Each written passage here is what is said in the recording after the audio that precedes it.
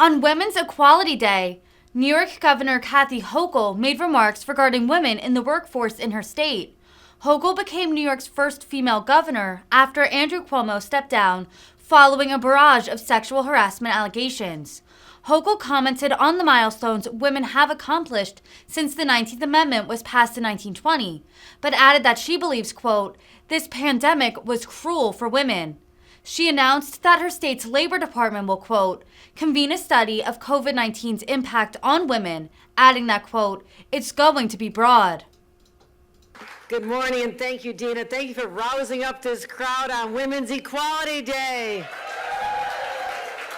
And for your leadership at this incredible institution that is creating leaders by the day. And I know many of them work with my administration. I've had a chance to see their passion for public service. So thank you for everything that's done here at the SUNY Center for Women in Government and Civil Society. Also, I want to recognize Commissioner Roberta Reardon, who's been at my side through many, many challenges. Great to see her doing a fabulous job. Assembly Member Patricia Fahey has joined us here as well, a great champion. Starlita Smith, the Executive Director of the YWCA, is here. Thank you, Starlita, we're hearing from her. Karen Carpenter-Palumbo, you've been recognized 3 times now, but go for it, Karen.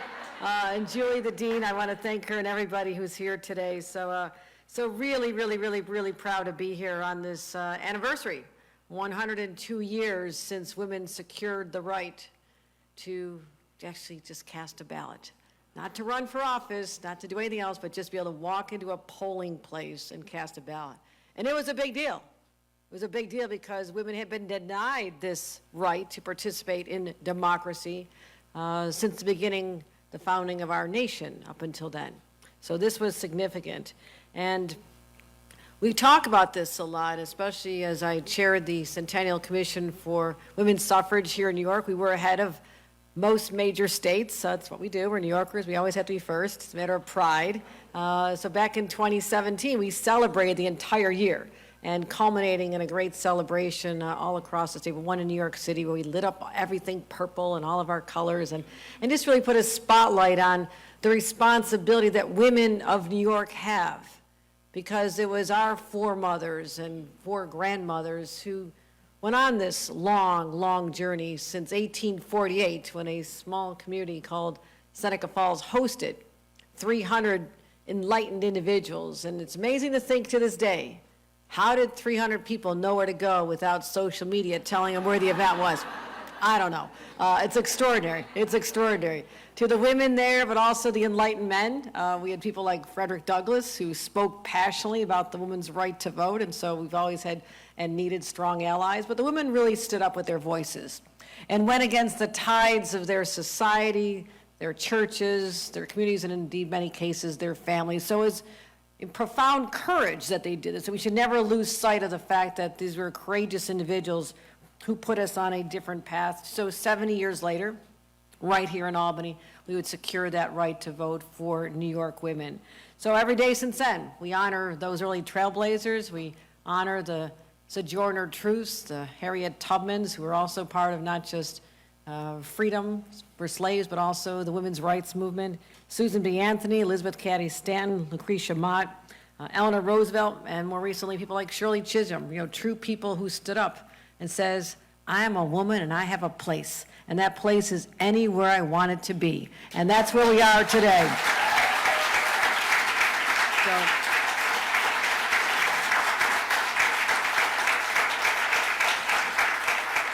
And that's where we are today. Women have more progress to be made, without a doubt. We're going to talk about the shortfalls that exist today, but it's also on this celebratory day, Women's Equality Day, that we honor the milestones. And in case you haven't been paying attention, one of those milestones was achieved a year ago. And I am so honored to be the first woman governor of the state of New York. So honored. Thank you. Thank you.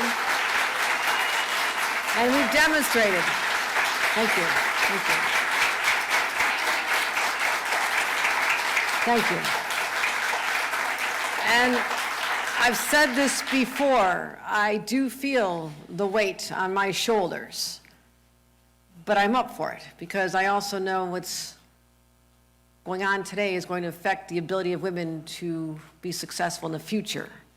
We are judged today, and the question being, can a woman handle the rough and tumble business of governing a state like New York? And we've been at it a year, my friends, and I believe the answer is yes. And it's not about me, it's about the inner strength that so many women have and always have had, and the confidence and the ability to see a problem, not just on how to solve it, but to how to make things right for people using your heart and your emotion. So strength and compassion, that's the combination that I feel that women leaders bring. And that's how we're changing history. That's how we're changing history right here. But I'm also very aware, as the first mom of the state and the first grandma of the state, that there's a lot of families out there that are struggling. And boy, this pandemic was cruel for women. I wrote about this in an op-ed literally just a couple of weeks after the first shutdowns. And we saw people, the women primarily, in the low-wage jobs who still had to show up, you know, serving restaurant food, packaging up and giving to people in their cars as they pulled up. They showed up. The healthcare workers who showed up, leaving their own children, going into a place where they could contract a deadly virus, and so little was known back then, but they had no choice. They went, they came back at the end of the day, exposed their families, their parents, others, and they went back again the next day. And I saw the power of women being able to endure the unthinkable in those early months in particular. But there are other women whose jobs were just flat out lost. Women in hospitality, people who worked in the hotels and so many other businesses where the jobs just went away. They didn't come back, and many of them are still not back. So two dynamics going on here. One is that lower wage jobs are primarily filled by women. That is a problem that needs to be fixed right now, right now. But also just valuing them more, paying them more so they can take care of their kids and their education and all the stress that moms are under even today, worrying about, am I gonna have enough money to fill that child's backpack? Because everything costs so much more than it did 1 year ago. So women are under stress. And what are we doing about it? Well, first of all, we're talking about it. We're not pretending it doesn't exist. You don't sweep it under the rug. And what we've done, and with my partners in the legislature, we've expanded childcare. I know all about childcare. I couldn't get someone to watch my kids 30 years ago, and I had to give up a job I loved working on Capitol Hill. So I know what that's all about. Our income went from modest to zero from my end of the ledger. And that was a struggling time for us, but it was the reality I dealt with. That hasn't changed for a lot of women. So for the first time ever, we have made a record investment in childcare, over $7 billion over the next 4 years to help expand the opportunities so over half of the children in the state of New York will be able to have subsidized childcare. We also know that when women go into the workplace, they deserve to be free from sexual harassment. Period, stop. And we've had to come a long way in changing culture here in government, but also sending the message across the state, either in a private setting or in a public sector office. It's not okay, it's not tolerable, and there are consequences. So that is what we focused on over the last year as well. Also putting women front and center in workforce development. Now that doesn't sound real exciting to some people, but Roberta Reardon knows what I'm talking about. I get excited about this. We go to workforce training centers, and these are apprenticeship programs where people are learning the skills. And I'm telling you, these are good paying jobs, and we're building back this state. And I want to see more women in those jobs, more people of color in those jobs, whether it's the green energy jobs, where we're creating a whole new industry, the semiconductor industry, the trades who are doing construction projects, putting up affordable housing. I want to see more women in those jobs, and we are laser focused on this, so that has been another commitment of ours. There's also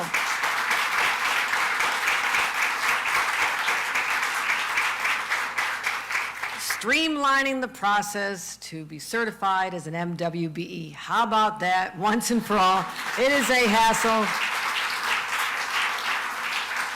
I helped start a number of family businesses. My sister wanted to start a tech company. She wanted her sister, the lawyer, who knew nothing about it, to figure it out many years ago and to help her get certified as an MWE. I still have PTSD from that experience. It is far too hard. It is, you want to pull your hair out when you realize, the opportunities are there, ready to be seized. Billions of dollars of shares of state and local government contracts to help women get off the ground and start their business and do everything they wanted to do, hire lots of people. But the regulations and the frustration around it sometimes just become too daunting. So we're shifting our focus and making that easier so we get more women involved. Another area we just announced a couple weeks ago. First time since the TAP program has been available in the state of New York, 1964. It was always available only for full-time students, forgetting the fact that so many people, women in particular, have to work a job, they want to go to school, they have to come home and take care of their older parents, take care of their kids. They have so much going on, and we never gave them financial help to get that education until now. We said tuition assistance is available for part-time students as well. Thank you. Thank you. And then we're doing all this and getting through the pandemic, and all of a sudden, the Supreme Court of the United States of America, at the end of June, changed the lives of women all across this country in a way that is cruel. It was unexpected because nominees had gone before the Senate and said they would support the law of the land, which was Roe v. Wade, something that's been in the law in New York State since 1970, 3 years before Roe v. Wade. We're proud of that fact. And to have those rights stripped away and told that you don't matter, and we're now going to have an era of government-mandated pregnancies, stripping away your right to make a decision, or even a child's right, a 13-year-old, a 12-year-old, who's the victim of rape or incest, becomes impregnated, and has to become a parent before they're even reached the age old enough to drive a car. In what country does that happen? This is not a country I recognize anymore. And all the years and century of fighting for women's rights, and to see it just be destroyed with one decision. And we gathered back here, we stood up and says, not happening in New York, not under this governor. That will not happen. I can assure you that. But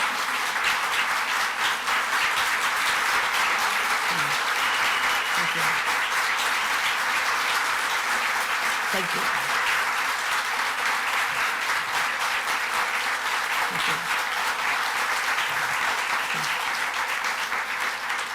So we immediately sprung into action when the decision came down, allocating over $35 million immediately, actually before the decision. We knew the decision was coming, to our providers so they could start ramping up their services. And do we really need that? Yes. What's happening in my hometown of Buffalo? People are coming in from Ohio, 3 hours away, and looking for services that are being denied to them in a neighboring state. That's already happening. And all these trigger laws, where today, and it may get worse, 1 out of 3 women in this country of childbearing age have lost those rights. It just seems unending. We'll keep fighting back here in New York. It's in our DNA to be fighters.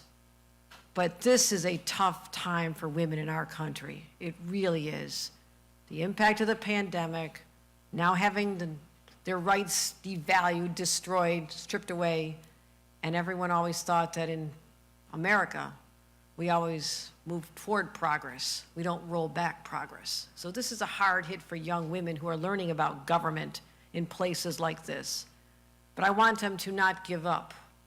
I want them to suit up for battle and be part of the next generation of fighters, just like the brave women whose DNA we share as New Yorkers, who fought for the simple right to vote. That's what we're talking about here today. But in the meantime, we have to figure out what happened during this pandemic, how we solve for this, how we figure out how to get women back to where they were and in even a better place.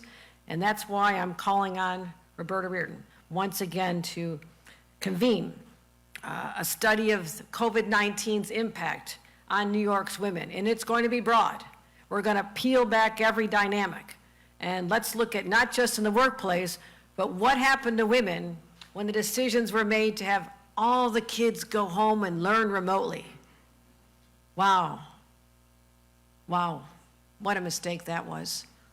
What a mistake that was. Women couldn't go to their jobs. They lost their jobs, or they thought they're back at their jobs, and one child in a classroom tests positive. The whole class goes home for a week and a half. I mean, it was chaos, nothing short of chaos, and it just seems to have not ended. So that's what I'm announcing today. Directing Commissioner Reardon, the Department of Labor, to conduct this study. I want to get to the bottom of this. I want to hold hearings. I want to get testimony. I want to hear from women who've been affected. I want to hear from their employers. I want to hear from everybody on how we make sure we lift women up and never, ever again go back to this dark place where women in this state and this nation bore the brunt of a global pandemic. It was unfair. We have to figure out how it happened and make sure that we have the procedures in place so women are in a far better place. And don't let it happen again. But if we ever get to a situation where decisions are being made, that women will say, that didn't work, we're not going back there again, okay? And that's what I want to accomplish with this. We did a similar study back in 2018. We look at wage gap across, we had hearings all over the state of New York, and we talked about it. And as a result of what we did, we explicitly now outlaw unequal pay on the basis of protected class. We also banned employers from asking about salary history. Boy, I wish that was in place when I was starting my career.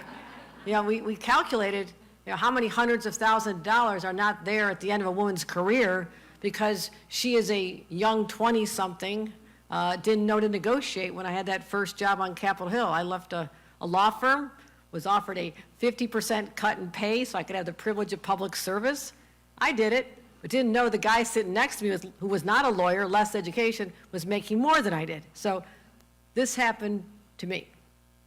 I'm not letting it happen to the women of New York. I'm not letting that happen. So we made those changes, Roberta, and I want to thank you for your leadership on that. So all I have to say now, the torch has been passed to us, not just to hold and pass to the next generation, but to make it glow even brighter and be a beacon to other women across this country. And I say to them, come to New York. Bring your talents, bring your passion to employers. And I have to tell you, I'm on the phone calling employers every day. I'll stop at nothing. Because I'm saying to employers, do you really want to be headquartered in a state that is hostile to perhaps half or even more of your workforce? Do you really want to keep paying to have to fly them to places like New York? Or would you just rather be in New York? So I'm out there making that pitch. I'm going to keep fighting for all of New York, but particularly as we honor the people who came before us, who gave us this Women's Equality Day, who allowed me to have the extraordinary privilege to represent you in the highest levels of office. After today, we say all the barriers are broken, that women will never, ever be held back in this state. Not now, not ever. So thank you very much. And with that, let's bring up our next speaker.